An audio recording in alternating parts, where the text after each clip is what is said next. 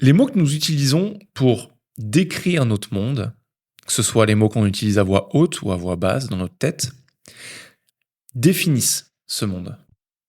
Je pense que c'est peut-être une des choses avec lesquelles je bassine le plus mes clients, mais cet aspect est vraiment fondamental et je vais te le montrer en quelques secondes. Les mots qu'on utilise créent notre monde, littéralement. Tu vois, une histoire personnelle que j'ai envie de te partager pour t'illustrer ça, c'est que je sais pas trop à quel moment de ma vie, mais j'ai commencé à dire que j'avais vraiment connu mon père qu'à partir de 12 ans. Parce qu'avant ça, il avait plusieurs entreprises, il travaillait beaucoup, il partait très peu en vacances au final, il avait peut-être 1 ou 2 semaines de vacances par an. Enfin, il n'avait pas, il prenait 1 à 2 semaines de vacances par an et il partait jamais avec nous. Et il y a un moment, la manière dont j'ai commencé à transposer ça dans mon expérience quotidienne, c'était, bah moi de toute façon mon père, je l'ai pas connu avant vraiment mes 12, 13 ans quand sa plus grosse entreprise a fait faillite. Et et qu'il a commencé à passer plus de temps avec nous.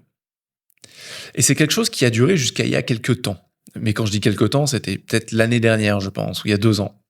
Où à ce moment-là, je me suis rendu compte que pendant des années, la manière dont je me présentais professionnellement, les histoires que je racontais autour de ma vie en général, c'était que mon père avait été un père absent, que mon père n'était jamais avec nous, que mon père ne passait pas de temps avec nous.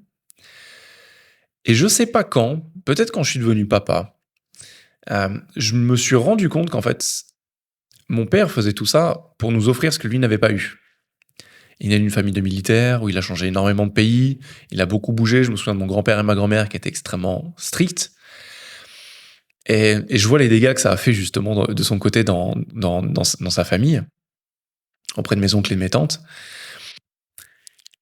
Et je me suis rendu compte que quand mon discours a commencé à changer, quand j'ai pris conscience de ça, les mots que j'utilisais pour décrire la relation avec mon père étaient totalement différents. Je me suis rendu compte que non, le fait que je dise à tout le monde et à moi-même, que je me le répète avec certains mots, que j'ai vraiment connu mon père à partir de 12 ans, c'est faux. C'est devenu vrai quand je le disais. Le jour où j'ai arrêté de le dire, où j'ai commencé à utiliser d'autres mots, mon père a fait en sorte qu'avec mon frère, on ne manque de rien parce que lui, il a manqué de plein de choses dans sa vie. Les choses ont changé. Oui, j'aurais voulu un père plus présent. Oui, j'aurais voulu une relation différente. Mais le jour où j'ai pris aussi conscience qu'en changeant ces mots, en changeant ma relation à cette histoire, je pouvais aussi changer la relation à mon père, les relations que j'avais avec lui, les choses ont radicalement changé. Les mots qu'on utilise définissent notre réalité. Et quand on change ces mots, les mots qu'on utilise vocalement et les mots qu'on utilise dans notre tête, notre réalité change mécaniquement. Tiens, regarde, un autre exemple. En ce moment, tout le monde a peur. J'étais le week-end dernier avec des amis, certains qui étaient entrepreneurs, d'autres non. J'ai déjeuné avec des amis entrepreneurs cette semaine. Tout le monde a le même constat. Oh, c'est galère en ce moment, les clients sont frileux, je suis obligé de faire des relances commerciales alors que normalement je le fais pas. Mes salariés ont peur, ils demandent tous des augmentations, des machins.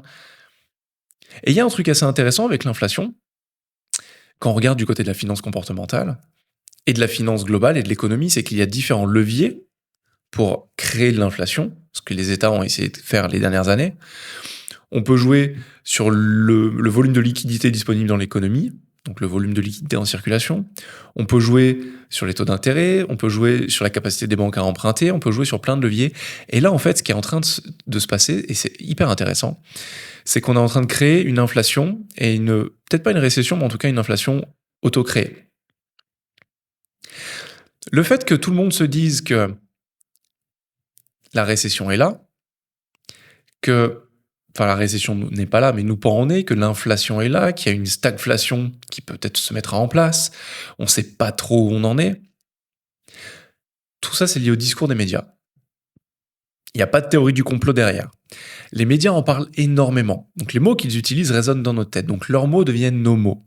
Donc on commence à se dire que il y a un truc qui craint, qui arrive, que 2023 va effectivement être une année catastrophique. Le fait qu'on se dise ça, qu'on commence à utiliser ce discours, on commence à le matérialiser comme une réalité. Donc qu'est-ce qu'on fait? On commence à dépenser moins. Vu qu'on dépense moins, les entreprises commencent à avoir peur parce qu'elles se disent mince, les clients dépensent moins. Donc qu'est-ce qu'on fait? On commence à augmenter légèrement nos prix pour continuer à rester profitable. Et ainsi, une certaine inflation se crée. Bien sûr, c'est une caricature, les choses sont beaucoup plus complexes que ça. Mais néanmoins, je suis en train de le voir autour de moi. Tout le monde commence à soit baisser ses prix, se brader, en espérant de survivre à cette année, soit augmenter les prix pour compenser la baisse de chiffre d'affaires en quantité. Les mots qu'on crée, les mots qu'on utilise plutôt créent notre réalité. C'est systématiquement le cas. Toute ma vie, je me suis dit que je détestais les endives. Parce que quand j'étais petit, j'avais goûté ça plusieurs fois, mes parents adorent ça, et je n'aime pas cuit, je n'aime pas ça cru, je trouve ça mauvais. Puis en fait, j'ai déménagé à Lille, une superbe ville que je recommande systématiquement, j'y ai passé 4 ans de ma vie, et on y retourne voir nos amis régulièrement, c'est une ville où il y a un super état d'esprit, et je me souviens que dans la première semaine où je suis arrivé, j'ai fait pas mal de restos avec mes nouveaux collègues, et je prends un plat du jour, et en entrée, il y avait de la barbe de singe. Je savais pas ce que c'était, donc je l'ai pris. Bon, il s'avère que c'est une forme d'endive, en fait. C'est une forme de chicon. Là, c'est une des spécialités du Nord. Il s'avère que sur le coup, vu que j'avais commandé et que j'étais avec des nouveaux collègues, je me suis dit, faut que je fasse bonne figure, donc je vais quand même la goûter. Et il s'avère que j'ai adoré ça. Pendant des années, je m'étais dit que je n'aimais pas ça. Pendant des années, j'avais ce souvenir de mon enfance, des endives, en me disant, je déteste les endives. Pourtant, je suis pas quelqu'un de compliqué culinairement parlant. Mais ça faisait partie de mon top 3 des choses que je n'aime pas. Et pour le coup, en regoûtant, je me suis rendu compte que la réalité était totalement différente, que la seule chose qui me séparait entre aimer et pas aimer les endives, c'était le discours que j'avais par rapport aux endives.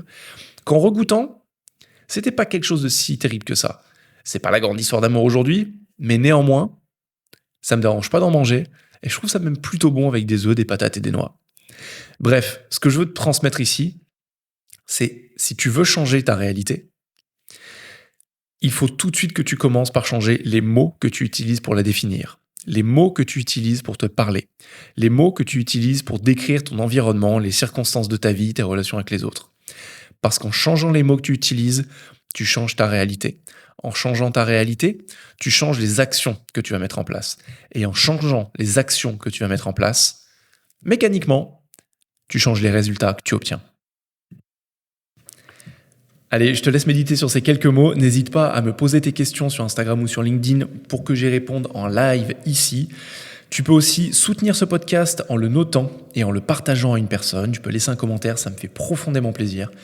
Et si tu ne me connais pas, je suis Quentin Villard. Je collabore avec des entrepreneurs passionnés en les aidant à créer tout ce qui est important pour eux dans leur vie et dans leur entreprise. Je suis persuadé que c'est en étant un peu meilleur chaque jour qu'on accomplit de grandes choses.